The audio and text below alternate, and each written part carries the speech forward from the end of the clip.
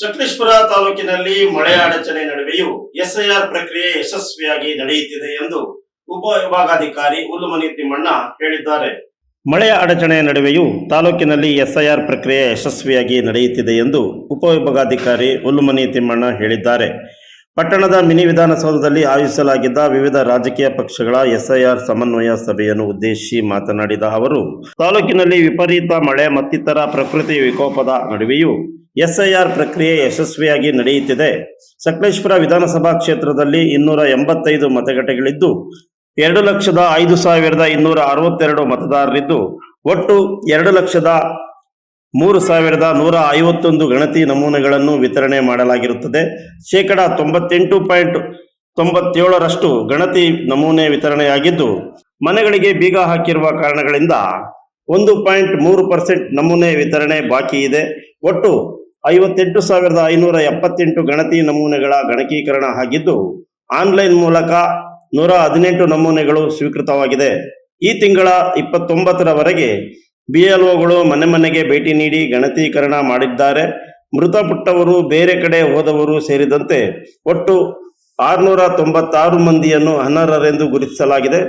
ಸಂಗ್ರಹಿಸಲಾಗದೆ ಗೈರು ಮತದಾರರು 15, ಶಾಶ್ವತ ವಲಸೆ ಹೊಂದಿರುವ ಮತದಾರರು 283, ಮರಣ ಹೊಂದಿರುವ ಮತದಾರರು 337, ಪುನರಾವರ್ತನೆ ಮತದಾರರು 60 ಮಂದಿ ಇದ್ದಾರೆ. ಒಟ್ಟಾರೆಯಾಗಿ ಉತ್ತಮವಾಗಿ ಎಸ್ಐಆರ್ ಪ್ರಕ್ರಿಯೆ ಸಕಲೇಶಪುರ ವಿಧಾನಸಭಾ ಕ್ಷೇತ್ರದಲ್ಲಿ ನಡೆಯುತ್ತಿದೆ ಎಂದರು. ತಹಶೀಲ್ದಾರ್ ಸುಪ್ರೀತಾ ಮಾತನಾಡಿ, ಎಸ್ಐಆರ್ ಪ್ರಕ್ರಿಯೆಯಲ್ಲಿ ರಾಜಕೀಯ ಪಕ್ಷಗಳು ಪ್ರತಿಯೊಂದು ಹಂತದಲ್ಲೂ ಭಾಗವಹಿಸಬೇಕು. ಯಾವುದೇ ಗೊಂದಲವಿಲ್ಲದೆ ತಾಲೂಕಿನಲ್ಲಿ ಎಸ್ಐಆರ್ ಪ್ರಕ್ರಿಯೆ ನಡೆಯುತ್ತಿದೆ ಎಂದರು. ನಮ್ಮ ವಿಧಾನಸಭಾ ಕ್ಷೇತ್ರ 50ಕ್ಕಿಂತಲೂ ಯಾವತ್ತೂ ಕೆಳಗಡೆ ಹೋಗಿಲ್ಲ. ಡಿಸ್ಟ್ರಿಬ್ಯೂಷನಲ್ಲಿ ನಾವು ಯಾವತ್ತೂ ರೀಚ್ ಆಗ್ತಾ ಇದ್ದೀವಿ. ಆದರೂ ಕೂಡ ಇಲ್ಲಿ ತಮಗೆಲ್ಲ ಗೊತ್ತಿದೆ, ವಿಪರೀತ ಮಳೆ, ಒಂದು ನಿಮಿಷವೂ ಕೂಡ ಮಳೆ ಅಂತ ಅವ್ರಿಗೆ ನಮಗೆ ಅವಕಾಶ ವಿರಾಮ ಸಿಗ್ತಾ ಇಲ್ಲ. ಹಾಗೆಯೇ ನಾವು ಅನ್ಎಕ್ಸ್ಪೆಕ್ಟೆಡ್ ಸರ್ಕಮ್ಸ್ಟೆನ್ಸಸ್ನೆಲ್ಲ ನಾವು ಫೇಸ್ ಮಾಡಬೇಕಾಗಿದೆ. ಅಂದರೆ ನಾವು ಯಾವುದನ್ನು ನಿರೀಕ್ಷೆ ಮಾಡ್ತೀವೋ ಅದು ಅನಿರೀಕ್ಷಿತವಾಗಿ ನಮಗೆ ಪ್ರತಿರೋಧವನ್ನು ತೋರಿಸುತ್ತೆ. ನಿನ್ನೆ ನಾವು ಒಂದ್ಯಾವುದೋ BLO ವಿಸಿಟ್ ಮಾಡಬೇಕು ಅಂತಂದು ಎಷ್ಟು ಹೋಗಬೇಕು ಹೋದಾಗ ಲಿಟ್ರಲಿ ಜಿಗ್ನಿ ಹಾಕಿಬಿಟ್ಟು ನಮಗೆ ಆ ಬ್ಲಡ್ಡು ಇದಾಗಿಬಿಟ್ಟು ಇವ್ರಿಗೆ ಮ್ಯಾಗೆ ಯಾವುದು ಮಾಡೋಕ್ಕಾಗಿಲ್ಲ. ನಮ್ಮ ಎಲೆಕ್ಷನ್ ಸೆಕ್ಷನ್ ಏನೇನು ಆಕ್ಟಿವ್ ಆಗಿರುತ್ತೆ ಅದನ್ನು ಅಲ್ಲೂ ಕೇಳ್ಕೊಬೋದು. ಸೊ ಇವಾಗ ಅದ್ರ ಜೊತೆಗೆ ಒಂದು ಪಾರ್ಟ್ ನಂಬರಲ್ಲಿ ನಾನು ಕಂಪ್ಲೀಟ್ ಡಿಜಿಟೈಸೇಷನ್ ಆ್ಯಂಡ್ ಡಿಸ್ಟ್ರಿಬ್ಯೂಷನ್ ಮಾಡಾಗಿದೆ. ಫಾರ್ ಎಕ್ಸಾಂಪಲ್ ನಮ್ಮ ಹರೀಶ್ ಅವರು ನಮಗೆ ಸರ್ ತುಂಬಾ ಖುಷಿಯಿಂದ ಅವ್ರಿಗೆ ಸನ್ಮಾನ ಕೂಡ ಮಾಡಿದ್ದಾರೆ. ಮೊದಲನೇ ದಿನ ಅವರು ಕಂಪ್ಲೀಟ್ ಅವರು ಪಾರ್ಟ್ ನಂಬರಲ್ಲಿರುವಂಥ ಎಲ್ಲ ಇನ್ಫಾರ್ಮೇಷನ್ ಫಾರ್ಮ್ಸ್ನ ಡಿಸ್ಟ್ರಿಬ್ಯೂಟ್ ಮಾಡಿ ಮತದಾರರಿಂದ ವಾಪಸ್ ಪಡೆದಿದ್ದಾರೆ. ಅವ್ರಿಗೆ ತುಂಬ ಹೆಮ್ಮೆ ವಿಷಯ, ನಾನು ಅಭಿನಂದನೆ ಸಲ್ಲಿಸಕ್ಕೆ ಇಷ್ಟಪಡ್ತೀನಿ.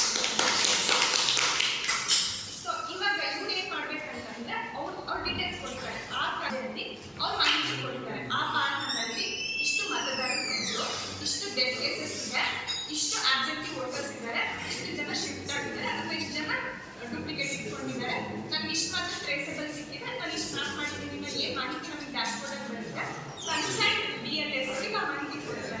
ಅದರ ಆಧಾರದ ಮೇಲೆ ಸರ್ ಆಲ್ರೆಡಿ ಹೇಳಿದ್ರು ಮಿನಿಟ್ಸ್ ಆಫ್ ಮೀಟಿಂಗ್ ಅಂತ, ಅದಕ್ಕೆ ಅವರು ಸಹಿ ಮಾಡಬೇಕಾಗುತ್ತೆ. ಇದ್ರ ಉದ್ದೇಶ ಏನು ಅಂತಂದರೆ ಈ ಎಸ್ಐಆರ್ ಪ್ರಕ್ರಿಯೆಯಲ್ಲಿ ಪ್ರತಿಯೊಂದು ಸ್ಟೇಜಲ್ಲಿ ನಾಗರಿಕರು ನಮ್ಮ ಜೊತೆ ಇನ್ವಾಲ್ವ್ ಆಗಬೇಕು ಅಂತ, ಎಸ್ಪೆಷಲಿ ಪೊಲಿಟಿಕಲ್ ಪಾರ್ಟೀಸ್ ಇನ್ವಾಲ್ವ್ ಆಗಬೇಕು ಅನ್ನೋದು ಈ ಸ್ಟೇಜ್ ಅವರು ನಮಗೆ ಡೈರೆಕ್ಷನ್ಸ್ ಕೊಟ್ಟಿದ್ದಾರೆ. ಸೊ ಎಲ್ಲ ಸ್ಟೇಜಲ್ಲಿ ನೀವು ಇನ್ವಾಲ್ವ್ ಆದಾಗ ನಿಮ್ಗೊಂದು ಭರವಸೆ ಬರುತ್ತೆ.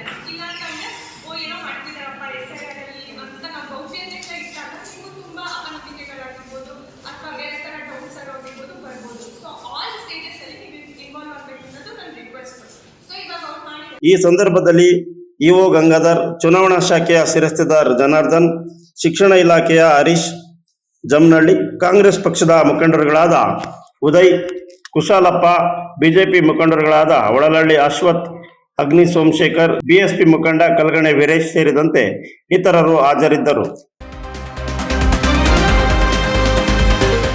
You are watching TV 46 News Kannada.